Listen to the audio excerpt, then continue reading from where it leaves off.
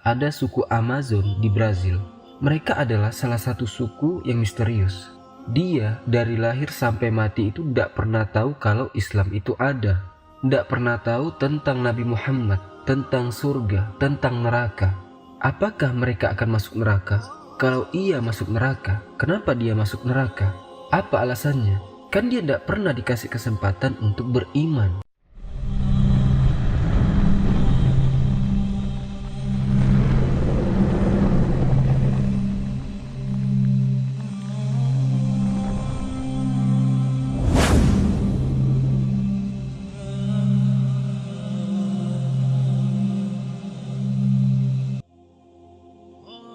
A'udzubillahi minasyaitonirrajim. Bismillahirrahmanirrahim. Assalamualaikum warahmatullahi wabarakatuh. Alhamdulillahi wahda, wassalatu wassalamu ala rasulillah. Sahabat Ferry Channel, rahimakumullah. Apa nasib orang kafir yang tidak pernah tahu tentang Islam? Dia dari lahir sampai mati itu tidak pernah tahu kalau Islam itu ada. Tidak pernah tahu tentang Nabi Muhammad, tentang surga, tentang neraka. Apakah mereka akan masuk neraka? Kalau iya masuk neraka, kenapa dia masuk neraka?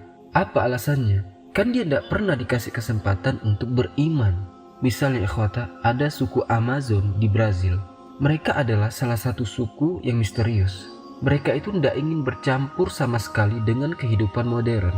Jadi siapapun yang mendekati mereka atau yang ingin memperkenalkan mereka dengan kehidupan modern, maka akan mereka bunuh. Yang terakhir kali itu kalau tidak salah yang dibunuh itu adalah Menteri Pertanian Brazil. Ketika saat itu dia naik kapal menuju hutan di suku mereka, maka Menteri Pertanian Brazil itu pun mereka bunuh.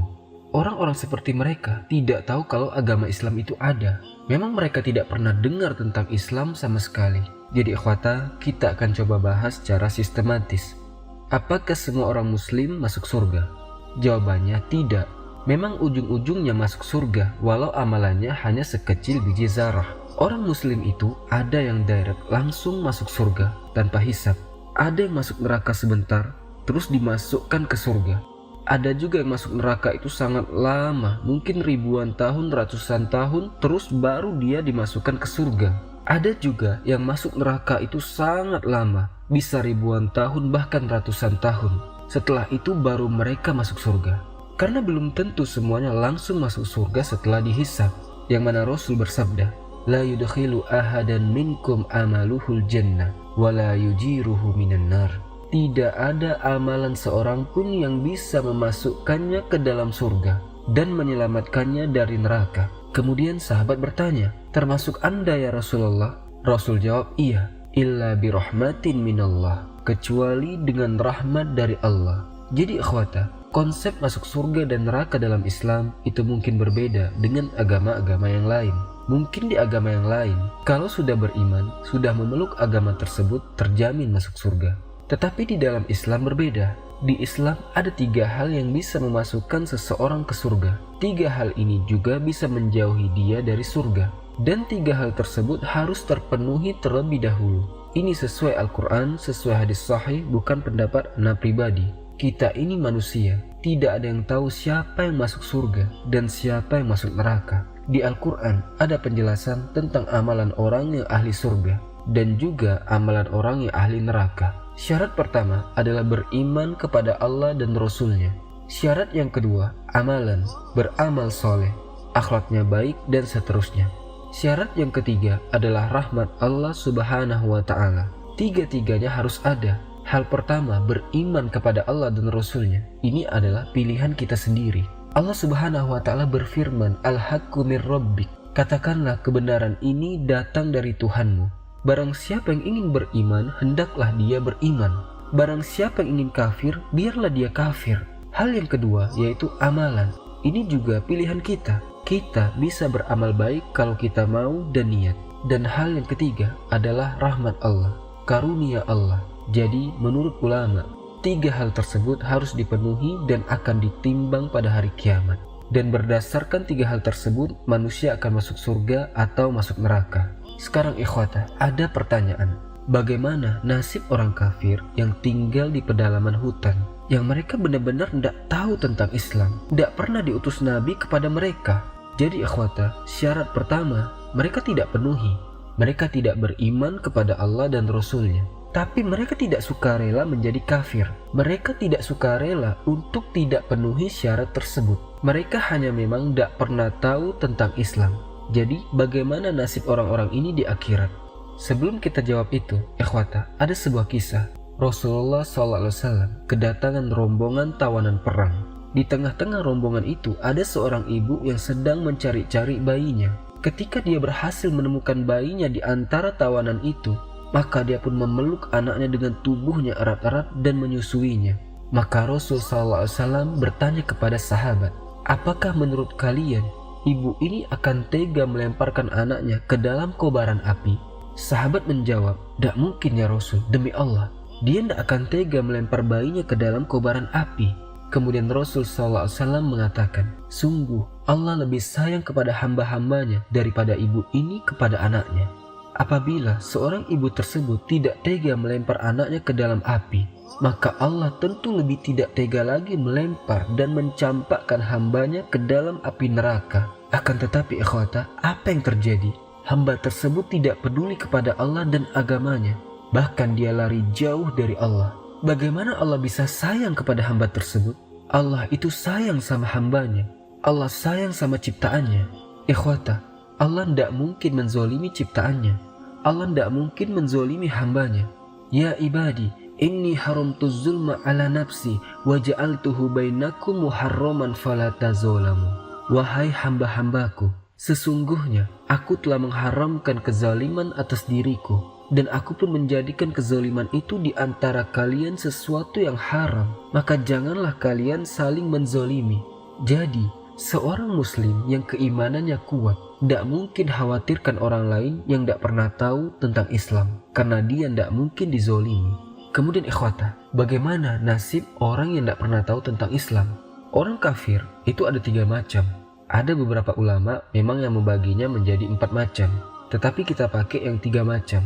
Jenis pertama, orang kafir yang udah tahu tentang Islam, udah dapat Rasul, udah dikasih kesempatan untuk belajar Islam, udah dikasih kesempatan untuk bertanya-tanya tentang Islam, udah diajarkan tentang Islam, terus dia sengaja kafir, sengaja tidak beriman kepada Allah dan Rasul-Nya. Jenis yang kedua, orang kafir yang mungkin pernah tahu tentang Islam, tetapi dia dapat gambaran yang buruk atau gambaran yang salah tentang Islam. Dia tidak diajarkan Islam yang benar. Dia tidak benar-benar belajar Islam. Dia hanya tahu informasi tentang Islam dari media barat yang mungkin diantaranya ada beberapa musuh Islam. Dia hanya tahunya Islam itu teroris, merendahkan perempuan, dan banyak syubhat lain yang kita semua ketahui. Jenis ketiga, orang yang benar-benar tidak pernah tahu tentang Islam. Dia primitif. Dia tinggal di pulau yang benar-benar terpencil.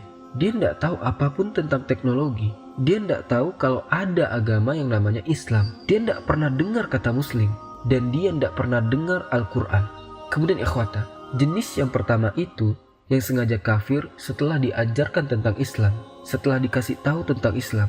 Ini kita semua tahu nasibnya, dan ini tidak perlu dibahas sekarang, karena ini bukan pembahasan kita. Masalahnya di jenis yang kedua dan jenis kafir yang ketiga. Allah Subhanahu wa Ta'ala berfirman, "Wa ma kunna mu'azzibina hatta nab'asa rasula." Tetapi kami tidak akan menyiksa sebelum kami mengutus seorang rasul.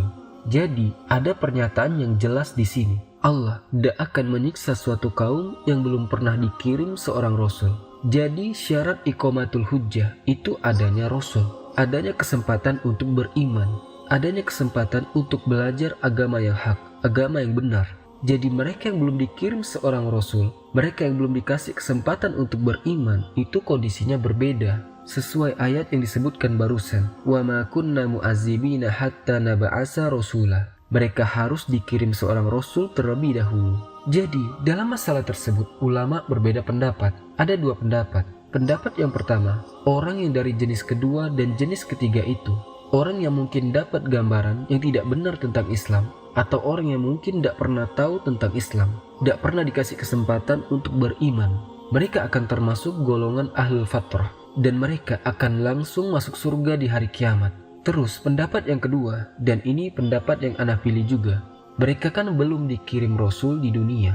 mereka tidak dikasih kesempatan di dunia, maka mereka akan dikasih kesempatan yang sama di hari akhirat insya Allah. Mereka akan diuji di akhirat. Mereka akan dapat kesempatan di akhirat yang mereka tidak dapat di dunia. Mereka akan dikirim seorang rasul di akhirat. Mereka akan diuji, mereka patuh atau tidak terhadap perintah Allah Subhanahu wa Ta'ala. Jika mereka patuh, maka mereka insya Allah dari ahli surga.